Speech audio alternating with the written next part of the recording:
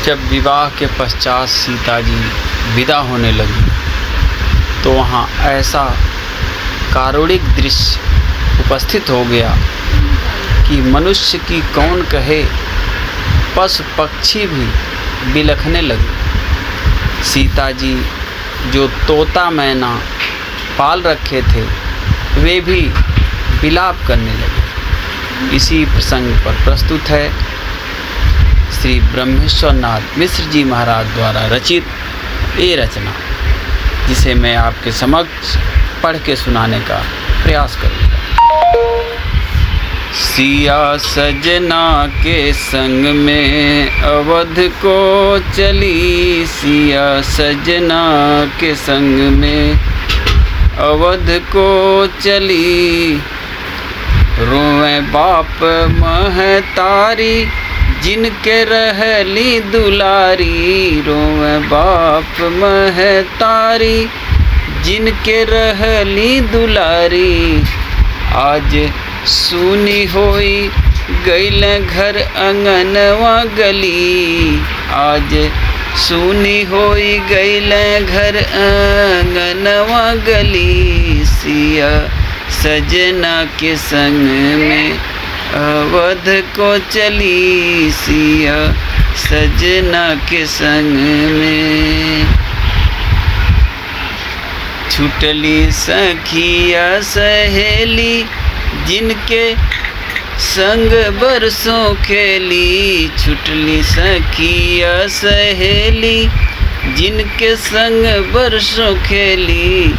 आजू सबके सनहिया बिसराई के चली, सिया सजना के संग में अवध को चली, सिया सजना के संग में अवध को चली। तोता मैना जेहि पाली बिलखत घर भइल खाली, तोता मैना जेहि पाली बिलखत घर भइल खाली।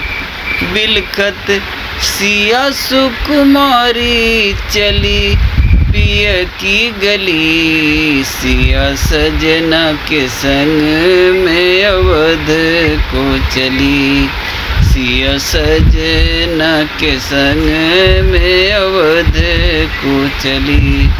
रोवे बाप महतारी जिनकी रहली दुलारी, रोवे बाप महतारी जिनके रहली दुलारी। आज सुनी होई गईल घर अंगनवा गली, सिया सजना के संग में अवध को चली, सिया सजना के संग में अवध को चली।